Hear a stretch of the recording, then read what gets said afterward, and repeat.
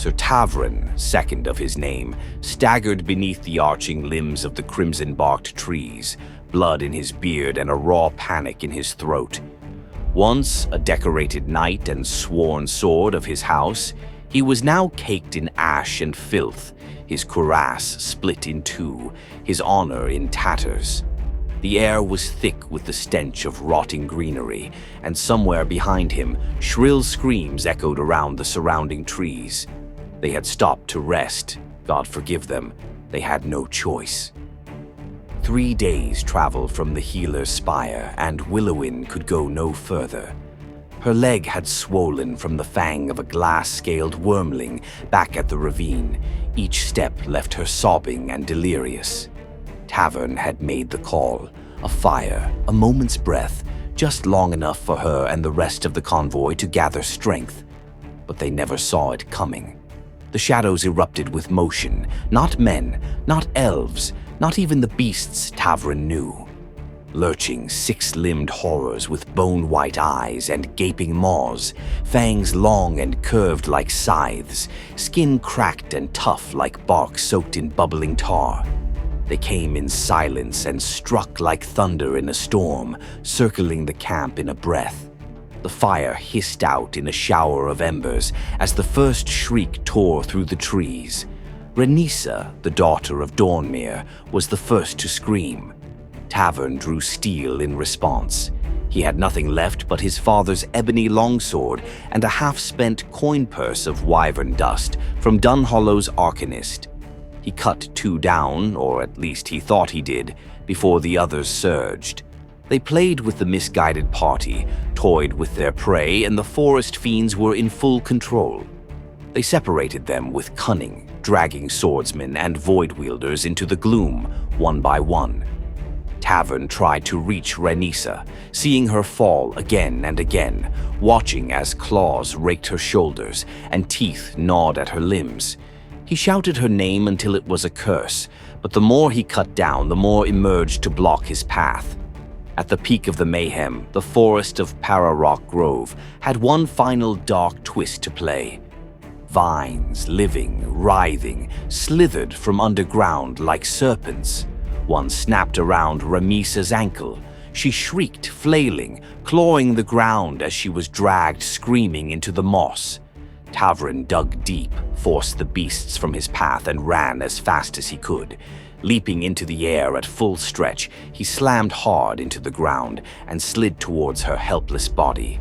He caught her hand, bloodied, mud-stained, shaking, and warm.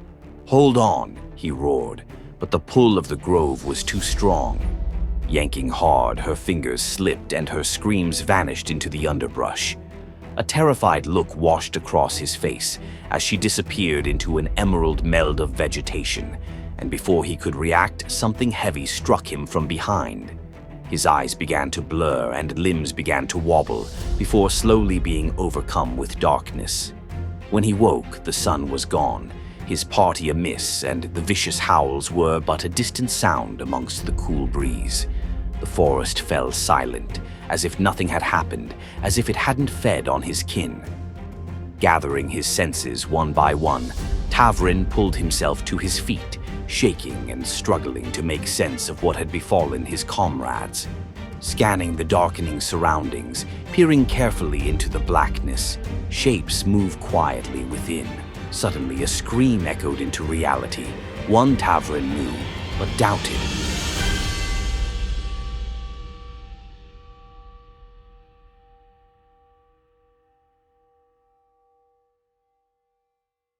Masses gather, bodies mingle, and the crowd trudges towards the base of the newly refurbished cathedral.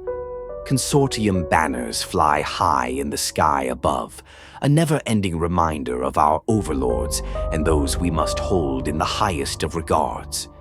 The black oak tree against a white background is as prominent as ever, a symbol of regrowth and oppression we've come to know so well.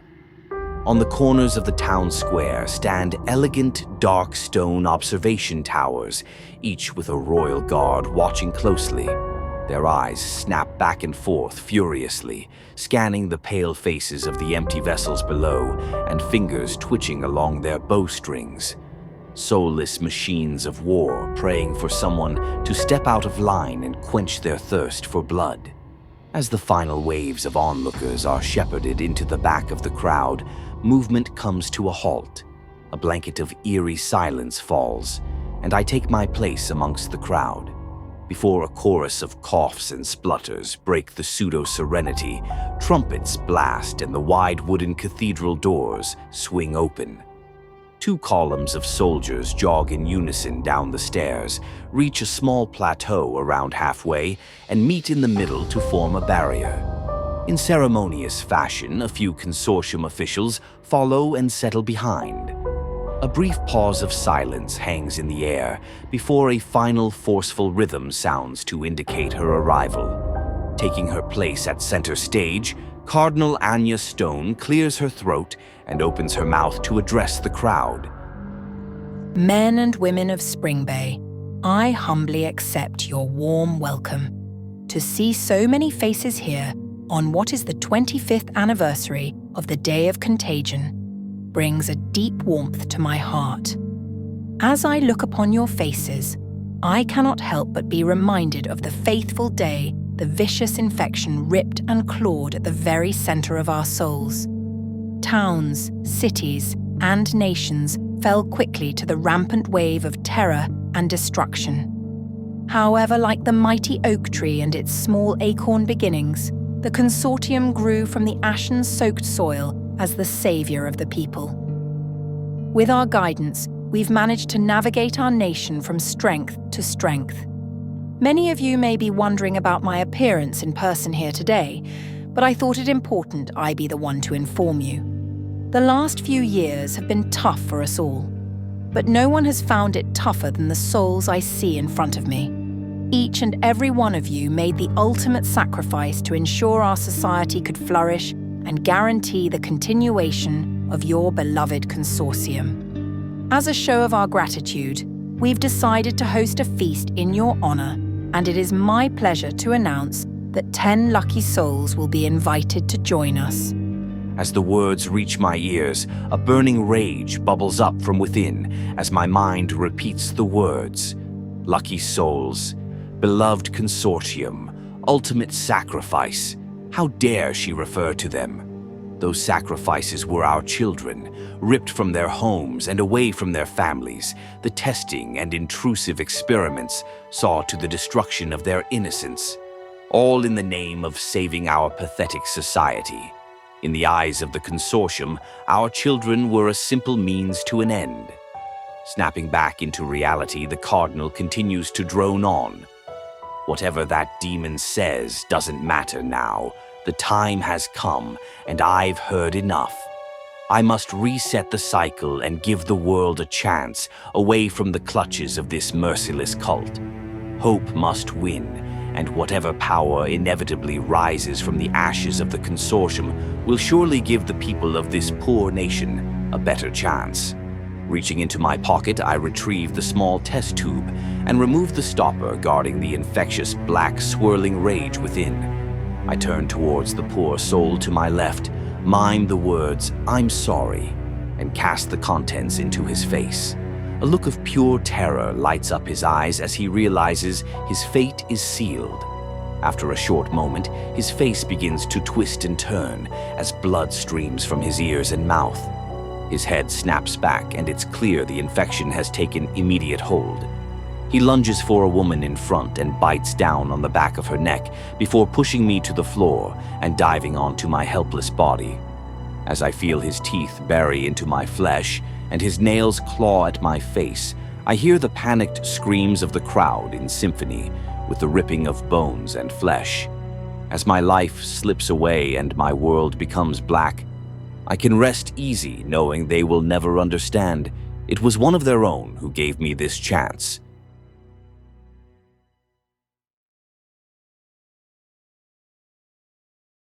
My eyes crack open like old leather, swollen, parched, aching with every flutter. Darkness answers me, heavy and oppressive. My limbs wail. arms stretched high above, nailed in iron shackles slick with rust and dried blood.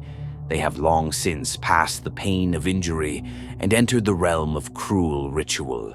I cannot stand, I cannot sit, I hang to no end. The air is thick, hot, foul, and sweet with rot. A heavy primal aroma stagnates around me, pressing against my lungs like a drunk's breath. The scent of wet stone and mold lingers on the outskirts like a tangible perfume in this hell. It burns the inside of my nostrils with each breath I take, suffocating, pressing, wrapping tight around my lungs. Designed to disturb my sleep, force my eyes open, and keep my mind conscious whilst she works. Somewhere, water drips. A patient sound, counting my minutes and recording the hours that slowly creep by. The sound between my silence. Rats scratch between the cracks of stone, scavengers, scroungers, fiends, and yet, the only friends that remain. Each one now with its own name, echoes of those I held dear, a fleeting comfort within this hell. Beyond the archway where light dares not enter, a dull red glow pulses faintly. It paints the bricks with smears of blood and coal and casts shadows too large to belong to any sane geometry. What I see is ghastly enough, but what I imagine is much worse. The chains are no longer foreign to me. They have become part of my anatomy, biting, familiar, intimate. My wrists are raw. The iron mouths chew deeper with blunt metallic teeth alongside every shiver. I bleed slowly, like a candle wasting its final inches.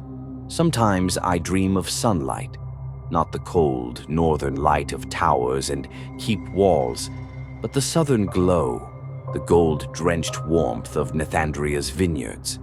I remember sitting in the orchard as a child, face tilted to the sky, the sun licking across my shoulders like a divine blessing. I remember laughing, happiness, joy, and peace. Now just forgotten feelings and a memory that wounds. Each time the memory flickers, I try to hold on, but the thoughts fade and drift away. The walls return, black stone begins to form, and the dried gore presses back into shape. The heat returns, and so does the burning hunger in my veins. It won't be long now, and any moment she will return, time for her to feed and extend my suffering. She feeds slowly, not on flesh, but soul. With each visit, she drinks what's left of me, not through fang or claw, but through touch, gaze, and breath. I feel her presence, her form writhing inside my own thoughts, rearranging the order of who I once was. I forget names, I forget faces, I forget all that I am. Perhaps it's time I let her take the rest of me. The door groans. It is an old sound, familiar and final. I feel the shift in the air as she descends, bare, viscous feet on slick stone, each step deliberate, wet with rot and pleasure. My blood chills, my muscles tense. She enters, her eyes, slitted, glistening, rimmed with ethereal amber, find mine in the dark. They gleam with cruel affection, hunger, and intimacy. Talons brush my cheek like a lover's caress. I flinch at the sensation, discomfort and irritation pulsating through me. Her voice is silk soaked in purified water. "You're almost ready," she remarks, and as I dangled in her lair of ruin, I know it to be true.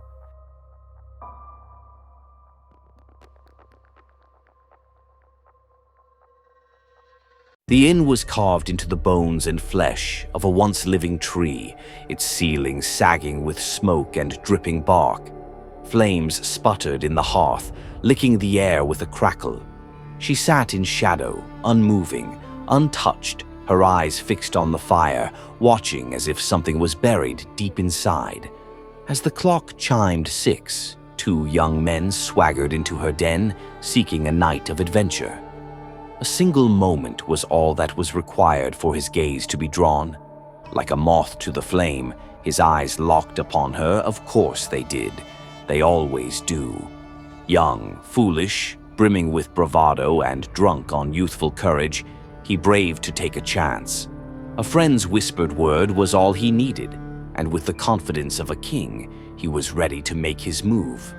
"Mind if I sit?" he asked, grinning as he slid into the seat. "My squire wagered you'd bite my head off. Thought I'd test the odds." Ignoring his advance, she barely acknowledged his presence, deliberately leaving a weighty silence to hang in the air. In his mind, a lifetime passed, in hers but a second. Lifting her head, her stare was slow and calculated, her eyes the color of a storm above a battlefield.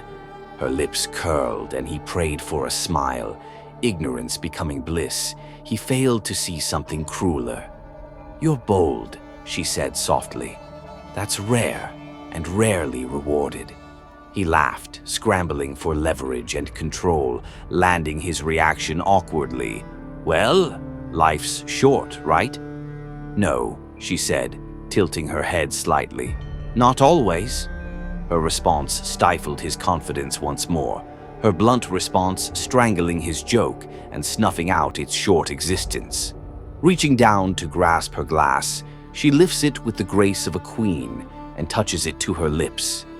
Maintaining unwavering eye contact, she takes a long, slow, deliberate gulp, extending the silence to further increase his insecurity. Her skin glows faintly in the firelight, pale gold, smooth and sleek, unmarked by the ravages of time. Shuffling in his seat, he tries to break the silence, take his chance, and turn his fortunes around. Struggling for the perfect icebreaker, he asked where she was headed and what business a lady of her caliber has in a place like this. Placing her glass down without effort and sound, she responds, her voice like silk amongst smooth wine. "I go where doors open and where things are ready to burn." A confused look washed across his face, doubling down as her hand extended across the table and clasped his. Surprise replaced his confusion. Her skin was blistering hot, fevered and burning ablaze. Jerking away in human reaction, he couldn't help but blurt out, "You're hot!" Rising from her seat, she leaned closer, lips brushing his ear. "Charming. I love a man who knows what he wants." He shivered, her breath warm and sweet. Yet as it buried into his ear, he couldn't help but sense something waiting below the surface. Bringing her head in line with his, they locked eyes and time began to freeze. In that single moment, only the two existed and both were entwined. Leaning forward with the elegance of a serpent and without warning, she kissed him hard, full with passion and hunger. His eyes widened with shock, the taste flooded his senses, a tinge of metal, a drop of honey, a sprinkle of ash, and a drizzle of something foul. Her tongue moved inside him like it belonged there, like it was searching for more. His limbs twitched in response, his heart thundered, skipped a beat, and then staggered. When she pulled away and their eyes locked once more, her wry smile had gone, and her eyes were dark and hollow. The joyful chatter of the inn faded, the music slowly twisted to silence, and his friend was but a distant memory. He tried to speak, but his throat clenched, his lips welded together. His chest burned, then cracked, something inside him bloomed, and suddenly he was filled with a searing agony. "Gods," he rasped, "what did you do?" She tilted her head. "Ah, David, even in your last breath, you cry out for your false gods." He tried to rise, but his spine locked, his flesh rippling with energy. His fingers curled inwards like dying leaves. His skin blackened, began to split, and steam hissed from the wounds. He tried to scream, but the sound never left his mouth and bubbled back down his throat. The inn stood in anticipation, onlookers stunned into silence. No one dared make a move. She rose upward with finesse, brushing soot from her cloak and touching his cheek tenderly as she passed beyond. "You were brave, Davin," she said, looking back, "but it won't stop the fire." The words left her lips, and in an instant, he burst from within, bone, flesh, and tendons turning to ash and ember, the mess collapsing into his chair like a spoiled fruit. A breath later, nothing but a scorch mark and the stomach-turning scent of charred flesh remained. She turned without reaction, delay, or empathy, lifted her hood and strode towards the exit of the inn. Quietly opening the door and stepping into the rain, no one dared challenge, and no soul dared to follow.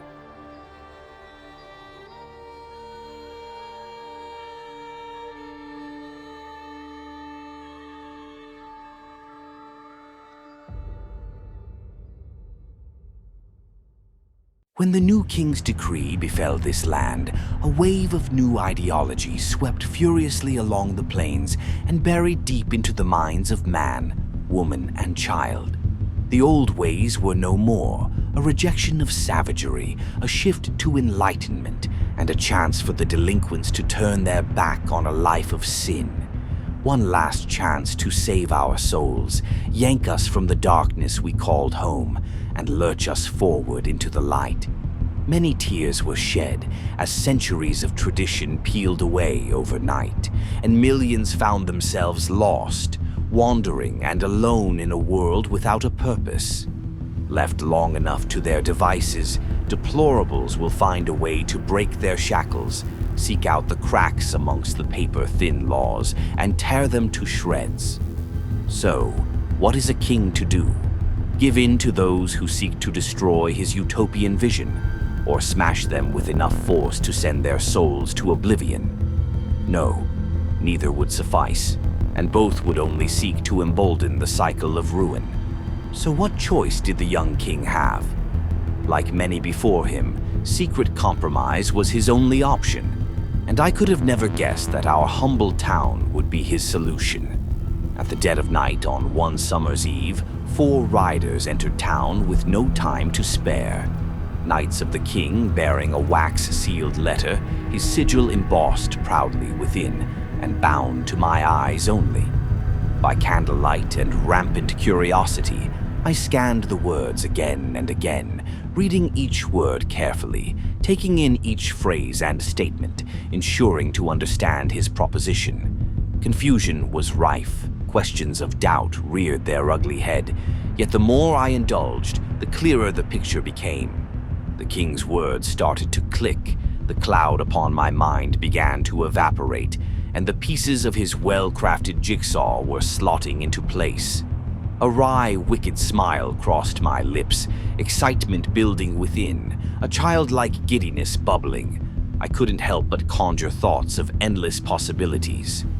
Lost within dreams of grandeur, physically pulling myself from the page, I happily sat back to take stock of the offer at hand and awaited my guest's next words.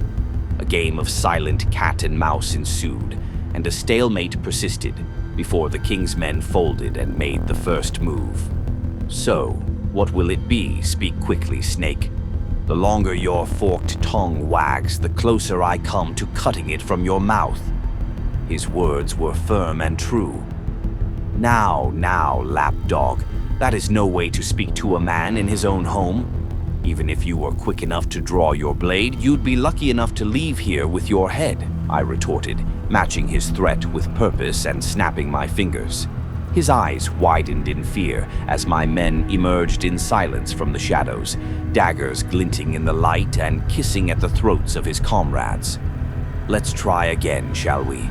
I'll forgive your misstep and assume that your long journey has flooded your mind with foolishness. A nod was all that was necessary for my men to ease their blades, and as I rested back, I enjoyed watching the king's fools shift awkwardly in their skin, only breaking the silence once I knew the discomfort had sunk beneath. And what should be the consequences should I reject our good king's proposal? I queried with a hint of sarcasm, knowing all too well the answer. Then by the break of dawn, you and the vermin that scuttle amongst the streets of your precious town will be wiped from existence. I smiled at the resurgence of confidence flowing through him, and secretly admired his bravery, especially given his life remained at my fingertips.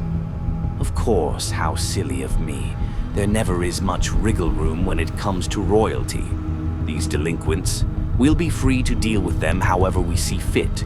no matter the preferred method, I questioned with a sickening smile and never-ending eye contact.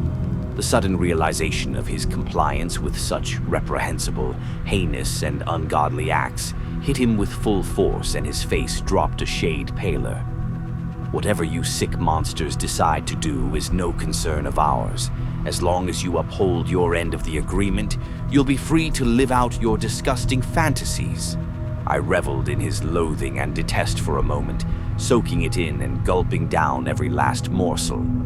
Taking my fill, I stood up slowly from my chair, letting out an uncontrollable dark cackle, and met his gaze at eye level.